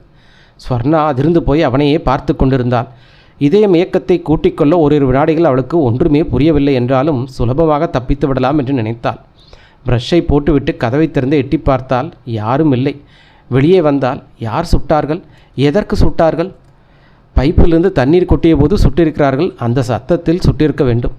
ஸ்வர்ணா குழப்பமாக நடந்தாள். அது என்ன இடம் என்று புரியவில்லை. கண்ணுக்கெட்டிய தூரம் வரை இருட்டு ஆதிக்கம் செலுத்தி கொண்டிருந்தது. மின்சாரமில்லை என்பது மட்டும் புரிந்தது. கால் நடக்க முடியாமல் தடுமாறியது. நசநசவென கீழே தண்ணீர், சாக்கடை நாற்றம், அடர்த்தியான கருவேலஞ்செடிகள். வாகனம் அல்லது டெலிஃபோன், இரண்டில் ஒன்று கிடைத்தால் போதும் என்று நினைத்தாள். ஸ்வர்ணா கண்களை கூர்மையாக்கி பார்த்தாள். அந்த இடத்தில் ஒரு சின்ன கொட்டகை இருந்தது. நிலா வெளிச்சத்தில் லேனா ஆட்டோ ஒர்க்ஸ் என்று எழுதப்பட்டிருந்த தகர போர்டு தெளிவாய் தெரிந்தது. எந்த ஏரியா என்று எழுதப்படவில்லை. ஸ்வர்ணா விரைவாக நடந்து ஓடி மேடேறி தார்ச்சாலைக்கு வந்தால். இப்பொழுது ஏரியா புரிந்தது. வடபழனி செல்லும் 100 அடி சாலை. ஸ்வர்ணா தப்பித்த ஆனந்தத்தில் கீழே நின்றிருந்த மின்சாரத்தை சபித்து கொண்டே அவசரமாக சாலையை கடக்க முற்படுகையில் அந்த கிளைச்சந்திலிருந்து வேகமாக வந்து திரும்பிய ஆட்டோ அவளை மோதி கீழே தள்ளியது. ஸ்வர்ணா கீழே சரிந்தால். மயக்கமானாள். அத்தியாயம் 7. ஆர்டிஓ அலுவலகத்தில் மொத்தம் 110 கருப்பு நிற அம்பாசடர்களும் விலாசம் கொடுத்தார்கள். வில்சன் சளைக்காமல் ஒவ்வொரு விலாசமாக விசாரித்தான். கார்களை திறந்து பார்த்தான். குறிப்பிட்ட தேதியில் எங்கு போனீர்கள் என்று கேட்டான். அவர்கள் இருந்ததாக சொன்ன இடத்தை உறுதி செய்தான். 2 கார்களின் சொந்தக்காரர்கள் அந்த தேதியில் காரை ஒர்க் ஷாப்பில் விட்டிருந்ததாக சொல்ல ஒர்க் ஷாப் சென்று விசாரித்தான். 2 கார்களும் இன்னும் பழுது நீக்கப்படாமல் இருந்ததை ஸ்டார்ட் செய்து உறுதி செய்து கொண்டான். வில்சனுக்கு ஒன்று புரிந்தது. உண்மையான காரையும் நம்பரையும் வைத்துக்கொண்டு எதுவும் செய்ய மாட்டார்கள். ஆனாலும் விசாரிக்காமல் இருப்பது முறையல்ல. கிடைத்த தடயங்களை சரிபார்த்தால் அவசியம். சந்தேகப்பட்ட சில இடங்களை போலீஸ் துணை கொண்டு சோதனை செய்தான். வில்சனுக்கு அந்த யோசனை தோன்ற உடனே செயல்படுத்தப்பட்டது. சொர்ணாவின் ஃபோட்டோ காட்டி தொலைக்காட்சியில் காணவில்லை. சொர்ணா என்ற இந்த இளம்பெண்ணை பார்த்தாலோ அல்லது இவளை பற்றி தகவல் கிடைத்தாலோ அருகில் உள்ள காவல் நிலையத்தை தகவல் சொல்லவும். இரவு ஹோட்டல் அறையில் இருந்தபோது டெலிஃபோன் ஒலித்தது. சஞ்சய் எடுத்தான். மறுமுனையில் அவன் பெங்களூர் சென்றிருந்தவன். ரயிலில் ராம்குமார் கம்பார்ட்மெண்ட்டில் பயணித்தவன். எஸ் என்றான். சார், என் ஒய்ஃப் விவரம் சொன்னா. என்கிட்ட ஒரு தடயம் இருக்குது. வாட்? என்ன தடயம் என்று சஞ்சய் பதட்டமானான். அவன் ஃபோட்டோ சார். அன்றைக்கி நாங்கள் தமிழ்நாடு எக்ஸ்பிரஸ் ஆந்திரா பக்கத்தில் ஏதோ ஒரு இடத்துல 2 மணி நேரம் கிடந்துச்சு சார். வழியில் இருக்கிற ஸ்டேஷனில் கூட்ஸ் ரயில் தடம் புரண்டு தான் சொன்னாங்க. எங்கிட்ட எப்பவும் கேமரா இருக்கும். ரயில் நின்ன இடம் அருமையான இடம், நல்ல லொக்கேஷன். நிறைய ஃபோட்டோஸ் எடுத்தேன். என் கம்பார்ட்மெண்ட் கூட ஒரு ஃபோட்டோ எடுத்தேன். நிச்சயம் அவன் அதில் இருப்பான் சார். இன்னும் ஃபிலிம் ரோல் கழட்டாமல் கேமராலேயே இருக்குது. இப்போ தான் ஊர்லேருந்து திரும்பினேன். உடனே உங்களுக்கு ஃபோன் பண்ணுறேன். அடா, இதோ வர்றோம். நீங்கள் எங்கேருந்து பேசுகிறீங்க? வீட்டிலேருந்து சார். நீங்கள் வர வேண்டாம். 10 நிமிஷத்தில் நான் அங்கே இருப்பேன் கேமராவோட. சரி வாங்க. ரிசீவரை வைத்த சஞ்சய் மாட்டிக்கிட்டான் என்றான் வில்சனுடன். ஒரு சிகரெட் பற்ற வைத்து கொண்டு அவனிடம் விவரம் சொல்லி முடித்தபோது அறை கதவு தட்டப்பட்டது. S, come in. உள்ளே வந்த பேரர் கையில் கேமரா. இதை ரிசப்ஷனில் உங்கள்கிட்ட கொடுக்க சொன்னாங்க சார். யாரோ கொடுத்துட்டு போனாங்களாம் என்று வில்சன் நீட்ட வில்சன் வாங்கி கொண்டான். பேரர் வெளியேற சஞ்சய் கேமராவை பார்த்தான். யோசித்தான். அடுத்த வினாடி வில்சனை நோக்கி பாய்ந்து கேமராவை தட்டுவிட்டு அவனை பிடித்து இழுத்துக்கொண்டு 2 பேருமாக அறையை விட்டு வெளியே பாய்ந்த வினாடி கேமரா வெடித்தது. அலறி அடித்துக்கொண்டு அனைவரும் வெளியே ஓடினார்கள். ஹோட்டல் ஸ்தம்பித்தது. அறையில் இருந்த பொருட்கள் சிதறி போயின. கட்டில் துண்டு துண்டாக கிடந்தது. சஞ்சயும் வில்சனும் கண்கள் சிவக்க நின்றிருந்தார்கள். விரைந்து வந்த தீயணைப்புப்படையினர் அறையை குளிப்பாட்ட பாம்ப் ஸ்குவாட் அதிகாரிகள் அறையை அங்குலம் அங்குலமாக அலசினார்கள். பார்வையிட வந்த டிஐஜியிடம் சஞ்சய் விவரம் சொன்னான். அதிர்ந்து போனார் அவர். வில்சன் ரிசப்ஷன் இருந்த பெண்ணிடம் விசாரித்தான். கேமரா கொண்டு வந்து நீங்கள் பார்த்தீங்களா? பார்த்தேன் சார். முக நினப்பில் இருக்கா? இல்லை, வந்தான், கொடுத்தான், போயிட்டான். சில செகண்ட் மட்டுமே பார்த்தேன். நீங்கள் ரூமில் இருக்கிறதா சொன்னான். கேமரா கொண்டு வரது எப்படி தெரிஞ்சது அவங்களுக்கு? டிஐஜி கேட்டார். டெலிஃபோன் ஒட்டு கேட்டிருப்பாங்க. கேமரா செட் பண்ணி அதுக்குள்ளே பாம் ஃபிக்ஸ் பண்ணுறது எவ்வளோ சுறுசுறுப்பாக செஞ்சுருக்காங்க எங்களை விட. Excuse me. குரல் கேட்டு சஞ்சய் திரும்பினான். அவன் நின்றிருந்தான், கையில் கேமரா. உங்களுக்கு ஃபோன் பண்ணி செஞ்சது நான் தான் சார். என் பேர் ரமணி என்றான் கண்களை அலைவிட்டு கொண்டே. நீட்டிய கேமராவை சஞ்சய் வாங்கி கொண்டான். உடனே அவனையும் அழைத்து கொண்டு ஸ்டூடியோ சென்றார்கள். ஃபிலிம் ரோலை கலட்டி பிரிண்ட் போட சொன்னார்கள். அவன் முகம் ஞாபகத்தில் இருக்கா? இருக்குது சார். ஃபோட்டோ பார்த்தா நிச்சயமாக சொல்லிடுவேன். சிறிது நேரத்தில் ஈரத்தோடு ஃபோட்டோ வந்தது. ஃபோட்டோவில் அவன் முதுகு மட்டுமே இருந்தது. கடைசியில் முகத்தை திருப்பியிருந்தான். சஞ்சனையும் வில்சனும் ஏமாற்றமானார்கள். CBI south zone joint director Keshav Sundarji பருவனாக இருந்தார். தலைமுடியை தூக்கி சீவியிருந்தார். உற்று பார்த்தார். நெற்றியில் காலை இட்டு கொண்ட விபூதி தெரியும். எதிரே சஞ்சயும் வில்சனும் விரைப்பாக உட்கார்ந்திருந்தார்கள். இதுவரை நடத்த விசாரணை, புலனாய்வின் திசை, கிடைத்திருக்கக்கூடிய ஆதாரம் பற்றி சஞ்சய் மெதுவாக சொன்னான். ஹோட்டல் ரூமில் குண்டு வெடிச்சது தொடர்பாக, கேமராவில் குண்டு வெடிச்சது தொடர்பாக ஏதாவது க்ளூ கிடைச்சதா? இல்லை சார், அது தனி கேஸாக இருக்குது. மாநில குற்றப்புலனாய்வுத்துறை அதை விசாரிச்சுட்ருக்கு. கேமரா கொண்டு வரப்போதை தெரிஞ்சுக்கிட்டு அந்த குறுகிய காலத்தில் குண்டு வைக்கிறது எப்படி சாத்தியம்? எதிரி அருகில் இருக்கான், ஆனால் ஏபுவன் தொலைவில் இருக்கான். ராம்குமார் மரணத்துக்கும் ஸ்வர்ணா கடத்தலுக்கும் ஏதாவது தொடர்பு இருக்கா? இருக்குது சார். 2மே ஒரே நோக்கத்துக்காக செய்யப்பட்டது. செய்தவனும் ஒருத்தந்தான். கேசவ் சுந்தர்ஜி எழுந்து சென்று பீரோவை திறந்து அந்த டைரியை எடுத்து வந்தார். சஞ்சயிடம் நீட்டினார். இந்த டைரி நாகப்பட்டினத்தில் சந்தேகத்துக்கிடமான ஒருத்தனை கைது செய்யும்போது அவங்ககிட்டருந்து கைப்பற்றப்பட்டது. டிசம்பர் 14ஆம் தேதி ஏதோ ஒரு படம் வரையப்பட்டு அதை மாட்டிக்கிட்டான். சாதுர்மையாக செயல்பட்டு தண்ணி கேட்டு வாங்கி குடிக்கும்போது சட்டைக்களை கூத்தி அதை அழைச்சிருக்கான். ஏதாவது செய்தி கிடைக்கிறதா? விசாரணைக்கு உதவுமா பாருங்கள். டைரியை வாங்கி கொண்டான் சஞ்சய். அவனை விசாரிச்சிங்களா சார்? No use. அவன் பிறவி ஊமை. வியந்த சஞ்சய் டைரியை பிரித்து புரட்டினான். டிசம்பர் 14ஆம் தேதி பேப்பர் தண்ணீரால் அழிக்கப்பட்டிருந்தது. என்றாலும் ஒரு உருவம் அவுட்லைனாக தெரிந்தது. பார்வையை மிக கூர்மையாக உற்று பார்த்தபோது அது ஒரு ராக்கெட்டின் படம் என்று தெரிந்தது. வில்சன் பாருங்க என்றான். இருவரும் சேர்ந்து பார்த்தார்கள். என்ன புரியுதா கேட்டான் சஞ்சய். ராக்கெட் வெடிக்கிறாப்பில் வரையப்பட்டிருக்கு. எஸ். டைரி கைப்பற்றினது எப்போது? போன வாரம் சார். தேதி யோசித்தார். பின் ஃபைலை புரட்டி 12ஆம் தேதி என்றார். சஞ்சய் டைரியின் முதல் பக்கத்தை பார்த்தான். சுத்தமாக ஒன்றும் தெரியவில்லை. ஆனால் டிராவல்ஸ் என்ற ஒரு வார்த்தை மட்டும் தெரிந்தது. இருவரும் எழுந்து விரைப்பாக சல்யூட் வைத்துவிட்டு வந்தார்கள். சஞ்சய் லேப்ஸ் என்று சூப்பர் எக்ஸ்போஸ் முறையில் பிரிண்ட் போட்டிருந்த அந்த படத்தை பார்த்தான். தெளிவாக தெரிந்தது ராக்கெட் வெடிக்கிறார் போல படம். முதல் பக்கத்தில் மற்ற எழுத்துக்களை எத்தனை முயன்றும் புரிந்து கொள்ள முடியவில்லை. அறைக்கு வந்ததும் காலையில் படிக்காமல் விட்டு சென்ற ஹிந்து பேப்பரை எடுத்தான். முதல் பக்கத்தில் கராச்சி வன்முறையில் பலியானவர்களின் விபரம் இருந்தது. முஷரப் அலட்சியமாக போஸ் கொடுத்து கொண்டிருந்தார். படபடவென பக்கத்தை புரட்டினான். 4ஆம் பக்கத்தில் அந்த செய்தி கண்களில் அடித்தது. GSLV டிசம்பர் 14 விண்ணில் செலுத்தப்படுகிறது. அதிகாரப்பூர்வமான அறிவிப்பை நேற்று பெங்களூர் ISROவின் தலைமை இயக்குனர் அறிவித்தார். சஞ்சய் திடுக்கிட்டெழுந்தான். பேப்பரை வில்சனிடம் தூக்கி போட்டான். என்ன சஞ்சய், இந்த நியூஸை பாரு என்றான் கையை நீட்டி. பார்த்த வில்சன் திடுக்கிட்டு அவனை பார்க்க, வில்சன், நம்ம உடனே பெங்களூர் போனோம் என்றான். அத்தியாயம் 8. பெங்களூர் ISRO தலைமையகம். விஜயபாஸ்கர் சஞ்சய் சொன்னதை கேட்டு அதிர்ந்தார். நாங்களே நேற்று தானே அதிகாரப்பூர்வமாக அறிவித்தோம். எப்படி, எனக்கு ஒன்றும் புரியலையே என்றார் படபடப்பாக. டிசம்பர் 14 என்றைக்கு முடிவு செஞ்சீங்க? போன மாதமே முடிவு பண்ணிட்டோம். ஆனால் நேற்று தான் பத்திரிகைகளுக்கு நியூஸ் அனுப்பிச்சோம். 14 ராக்கெட் தேவைப்படுன்னு யாருக்கு தெரியும்? யோசித்து சொன்னார். எனக்கும் 3 விஞ்ஞானிகளுக்கும் தெரியும். வேறு யாருக்கும் தெரியாதா? நிச்சயமாக தெரியாது. இந்த முறை மிகவும் ரகசியமாக இருக்கணுங்கிறதுனால ஜாக்கிரதையாக இருக்கிறோம். நாங்கள் அந்த 3 பேரையும் சந்திக்கணும். இதுக்கு முன்னாடி அவங்கள பற்றின ப்ரொஜெக்ஷன் இருக்குதுல்ல? இருக்குது, நாங்கள் பார்க்கணும். வாங்க என்றவர் ப்ளீஸ் வெயிட் என்று விட்டு இன்டர்காமை உயிர்ப்பித்து பேசினார். சில வினாடிகளில் குளிர்பானம் வந்தது. பாதி உறிஞ்சி விட்டு எழுந்து கொண்டார்கள். அந்த சின்ன அறையில் போடப்பட்டிருந்த 8 நாற்காலிகளுக்கு முன்பு ஸ்க்ரீன், எதிரே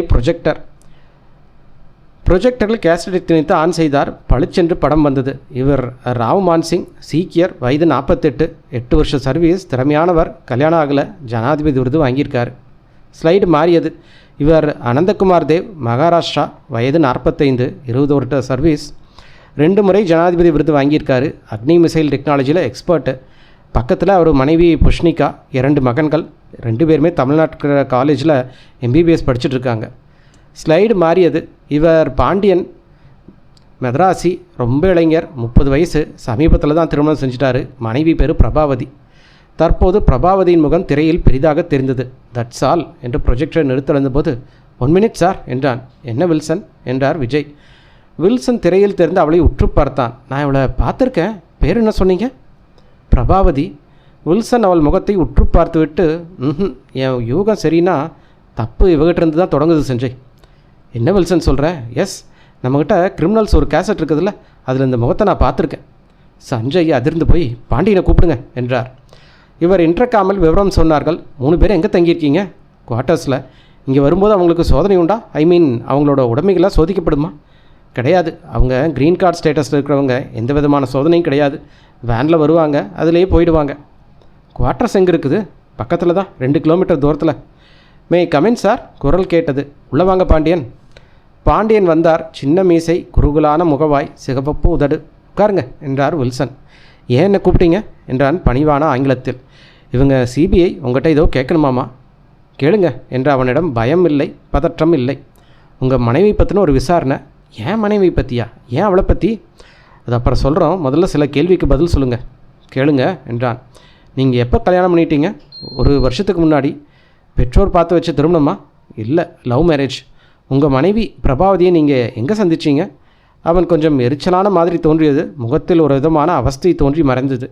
சாரி மிஸ்டர் பாண்டியன், உங்கள் தனிப்பட்ட வாழ்க்கையை பற்றி கேட்டே ஆக வேண்டிய கட்டாயம் எங்களுக்கும் சிரமமாக தான் இருக்குது. ப்ளீஸ் சொல்லுங்கள்.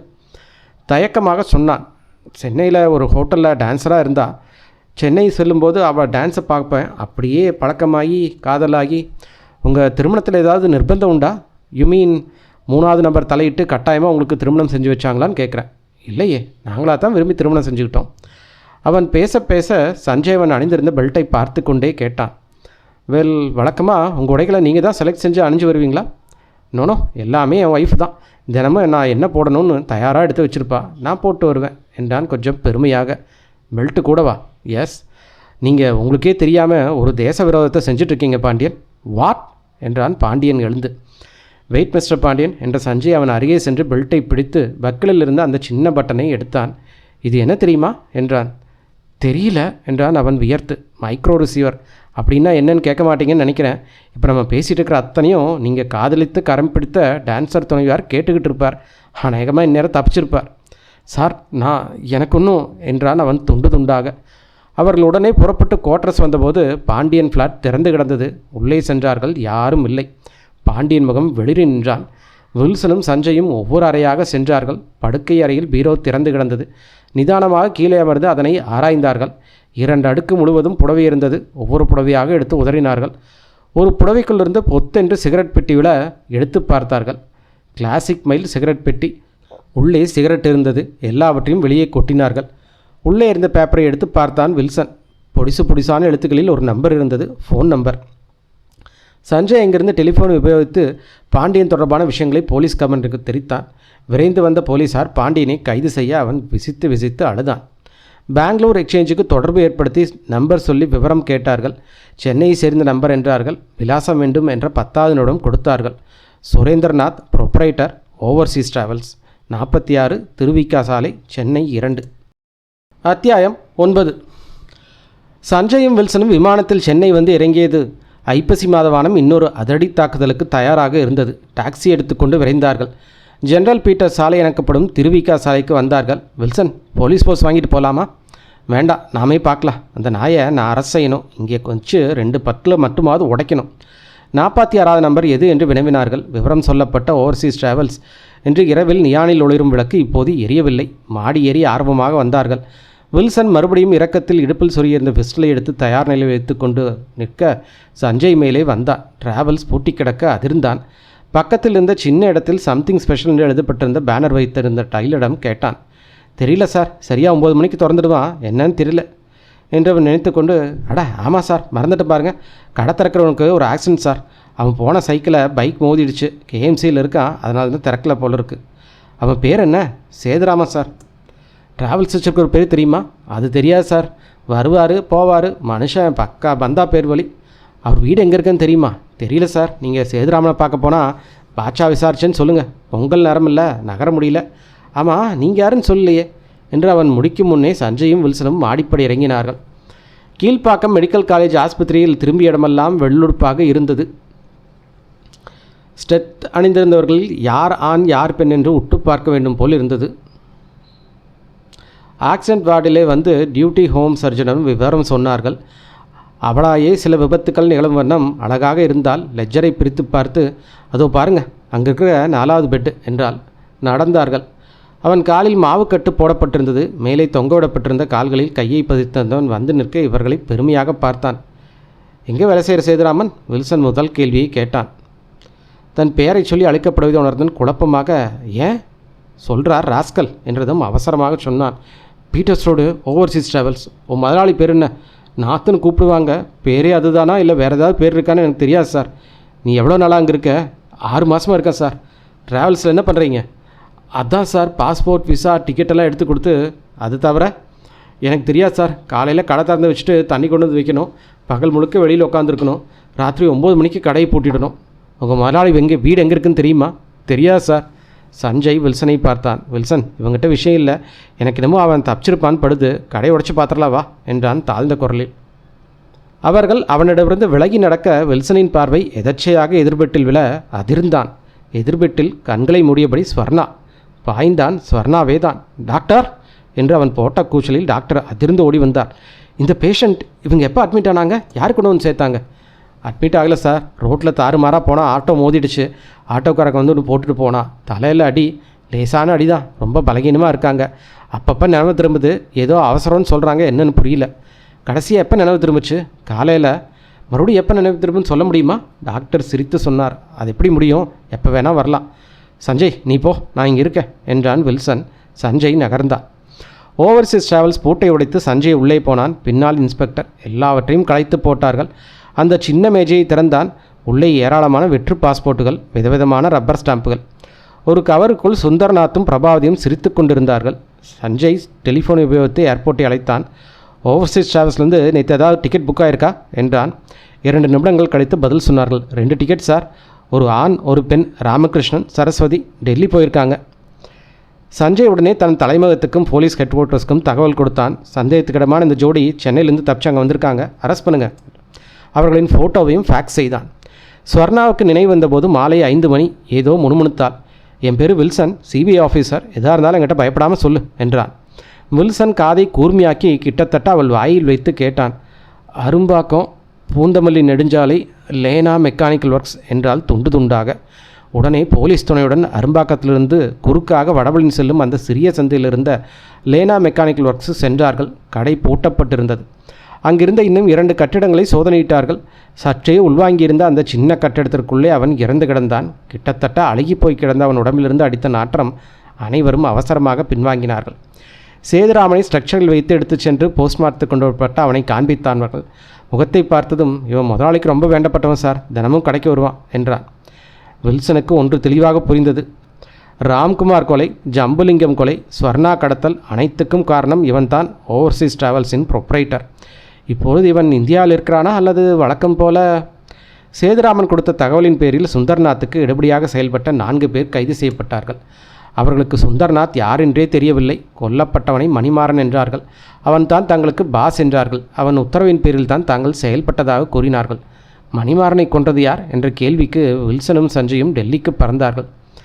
இவ்வளோ எனக்கு தெரியல, ஆனால் இந்த பொண்ணோட முகம் நல்லா ஞாபகத்தில் இருக்குது. காலையில் 8 மணிக்கு புறப்பட்டு போன ஈஸ்ட் வெஸ்ட் ஏர்லைன்ஸில் கராச்சி போனான். ஓ மை காட், அவங்கள பிடிக்கணும், கொலகாரங்க, விமானத்தை கீழே இருக்குங்க என்ற போலீஸ் அதிகாரியை பார்த்து சிரித்தார் ஏர்போர்ட் ஆஃபீஸர். சாரி, விமானத்தை இறக்க முடியாது. புறப்பட்டு போய் கிட்டத்தட்ட 1.5 மணி நேரம் ஆச்சு. இந்நேரம் கராச்சி நெருங்கியிருப்பாங்க. வேணும்னா கராச்சி விமானத்துக்கு தகவல் கொடுத்து அவங்கள அங்கே கைது செய்ய சொல்லலாம். வேண்டாம், மாலை மரியாதையோடு அவங்கள வரவேற்பாங்க என்றார் அந்த போலீஸ் அதிகாரி வேதனையுடன். ஷிட் என்றார் விஜயபாஸ்கர், எதிரே உளவுத்துறை அதிகாரி. நீங்கள் எத்தனை நாள் இது போல் ஏமாற போகிறோம்? வருவாங்க, விஞ்ஞானியை கொல்லுவாங்க, பிரதமர் கொல்லுவாங்க, குண்டு வச்சு 1000 பேரை சாகடிப்பாங்க, கண்டுபிடிச்சி பிடிக்க முடியாமல் நிலையில் பாகிஸ்தானுக்கு பறந்துடுவாங்க. முதல்ல இப்படிப்பட்ட துரோகிகள் ஒழிங்க, அப்புறமா நம்ம விஞ்ஞான ரீதியாக முன்னேறலாம். ராம்குமார் எப்படிப்பட்டவன் தெரியுமா? பொக்கிஷம். இன்னும் எத்தனை வருஷம் ஆகுமோ அவனை போல ஒரு விஞ்ஞானி உருவாவதற்கு. இந்த முறை நான் அவங்கள விட மாட்டேன் என்றார் உளவுத்துறை அதிகாரி. என்ன செய்ய போகிறீங்க? அவங்க தூதரகத்தில் புகார் கொடுப்பீங்க. அவங்க அதே போல் பாகிஸ்தானுக்கு யாருமே வரலம்பாங்க. ஐநா சபையில் சொல்லுவீங்க. அவங்க பிடிச்சி கொடுக்க சொல்லுவாங்க. இன்னொரு நாட்டை அவங்கள பத்திரமா அனுப்பிச்சி வச்சுட்டு, எங்கள் நாட்டில் இல்லை, வேணும்னா வாங்க, இருந்தால் பிடிச்சிட்டு போங்கம்பாங்க. Waste sir. இல்லை சார், இந்த முறை நான் செயல்பட போகிறேன் தன்னிச்சையாக. சுந்தர்நாத் பிரபாவதியை எப்படி அவங்க இங்கே இயக்குனாங்களோ அதே போல் அங்கே இருக்கிற என் ஆட்டில் நான் இயக்க போகிறேன். இந்த அரசாங்கத்துக்கு தெரியாமல் நான் செயல்பட போகிறேன். நாளைக்கு பாகிஸ்தான் டைம்ஸில் கராச்சி விமானத்தில் வந்திறங்கின தம்பதியை அடையாளம் தெரியாத சில பேர் சுட்டு கொண்டாங்கிற செய்தி உங்களுக்கு திருப்தி தரும் அல்லவா? பாருங்கள் என்றார் வேகமாக, ஆவேசமாக அங்கிருந்து நகர்ந்தார். வந்துட்டோம் என்றான் சுந்தர்நாத் விமானத்தின் முட்டை கண்ணாடி வழியாக வெளியே தெரிந்த கராச்சி விமான நிலையத்தை பார்த்து. பக்கத்தில் அமர்ந்திருந்த பிரபாவதியை எக்கித்து பார்த்து, எஸ் டார்லிங் என்றாள். சுந்தர்நாத் அவள் தோளில் கையை போட்டு தன்மேல் சாய்த்து கொண்டான். இந்த ப்ராஜெக்ட் நம்மளுக்கு தோல்விதானா நாத் என்றாள். நோனோ, இந்த ப்ராஜெக்டில் 2 திட்டங்கள். ராம்குமாரை கொல்றது, ஜிஎஸ்ரீ ரகசியத்தை தெரிஞ்சுட்டு அது வெடிக்க செய்கிறது. ராம்குமாரை கடத்தி கொண்டுட்டோம். கடத்தி கொண்டு வரப்பட்ட ராத்திரியே ஸ்வர்ணாவை மூல செய்து ராக்கெட் ரகசியம் தெரிஞ்சுக்கிட்டோம். சாதாரண வானிலை ஆராய்ச்சி தகவல் தொடர்பு அப்படிங்கிற நோக்கத்தில் இந்திய இராணுவத்துக்காக அதை உபயோகப்படுத்த போதையும் தெரிஞ்சுக்கிட்டோம். அப்புறம் என்ன, கடைசியாக மோப்ப முடிச்சு வந்துட்டாங்க. இந்த ஊமையை மட்டும் ஆகப்படாமல் இருந்தால் ராக்கெட் தகப்படப்போகிற விஷயம் தெரிஞ்சிருக்காது. அவங்க பெங்களூர் பக்கமே வந்திருக்க மாட்டாங்க. நம்ம அமோகமாக காரியத்தை முடிச்சிருக்கலாம். நம்ம பற்றின தடயங்கள் அவங்ககிட்ட இருக்குமா நாத்? என்ன இருந்து என்ன, தாவூத் இப்ராஹிம் பற்றின தடயங்கள் கூட தான் இந்திய போலீஸ்கிட்ட இருக்குது. என்ன செஞ்சுட்டாங்க? தோ வந்துட்டோம். எல்லாம் தெரிஞ்ச மணிமாறனை கொண்டுட்டேன். நம்மளை வேறு யாருக்கு தெரியும்? மணிமாறனை கொண்டுட்டிங்களா? பிரபாவதி அதிர்ச்சியாக கேட்டார். வேறு வழி, அவனை விட்ட ஆபத்து. ராம்குமாருக்கு பீரில் பாய்சன் கலந்து கொடுத்தவன் அவன். ஸ்வர்ணாவை கடத்திட்டு வந்தவன் அவன். ஒரு கிழவரை வேற கொண்டிருக்கான். நல்ல வேலை பிரபா, சரியான நேரத்தில் உஷார்படுத்தாட்டி நம்ம மாற்றிருப்போம். அந்த பெண் ஸ்வர்ணாவை என்ன செஞ்சீங்க என்றால். அவளை கொல்லலை. பெண்களை கொல்றதில் எனக்கு உடன்பாடு இல்லை. மேலும் அவளை கொல்ல வேண்டிய அவசியம் இல்லை. அவளை உயிரோடு விடுறது தான் நல்லது. ரகசியத்தை அவற்றிருந்து நம்ம எடுத்தது அவளுக்கு தெரியாது. அவளை பொறுத்த வரைக்கும் நான் ரகசியத்தை சொல்லன்னு அவன் நான் சொல்லுவா. ஸோ ராக்கெட் ரகசியம் லீக் ஆகலைன்னு நினைப்பாங்க. ஆனால் சில மணி நேரத்தில் அதை உரியவர்களோட கொடுக்க போகிறோமே. பெல்ட் அணிந்து கொள்ளுமாறு வேண்டுகோள் விடுக்க அணிந்து கொண்டார்கள். விமானம் தரையிறங்கியது. மிகச் சொர்க்கமான சோதனைக்கு பின் விமானத்தை விட்டு வெளியே வந்தார்கள். டாக்ஸி என்றதும் அந்த டாக்ஸி அவர்களை நோக்கி அருகே வர சுந்தர்நாத்தும் பிரபாவதியும் அதை நோக்கி செல்ல டாக்ஸி ஜன்னலிருந்து ஒரு இயந்திர துப்பாக்கி நீண்டது. வினாடிக்கும் குறைவான நேரத்தில் படபடவென வெடித்தது. சுந்தர்நாத்தும் பிரபாவதியும் குண்டுகளால் துளைக்கப்பட்டு குதறப்பட்டு கீழே சரிய டாக்ஸி கியர் மாற்றி போக்குவரத்தில் கலந்தது.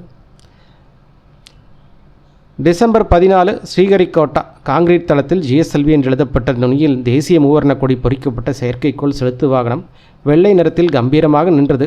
கண்ட்ரோல் அறை. சின்ன கண்ணாடி அறைக்குள் தலைமை விஞ்ஞானி, பாரத பிரதமர், விஞ்ஞான மற்றும் விண்வெளி வளர்ச்சித்துறை அமைச்சர்.